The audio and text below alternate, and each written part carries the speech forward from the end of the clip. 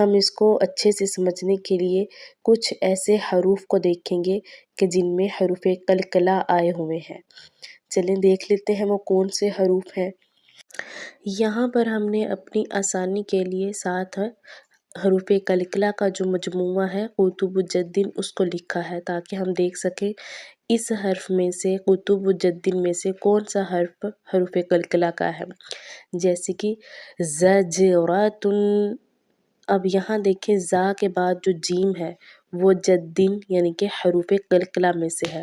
اسی طرح سے تجری، تجری، جیم بھی جدن حروف قلقلہ میں سے ہے۔ اسی طرح سے ابوابن، ابوابن، با چونکہ ساکن بھی ہے اور حروف قلقلہ میں سے بھی ہے تو آواز جو ہے وہ جنبش سی ہوگی۔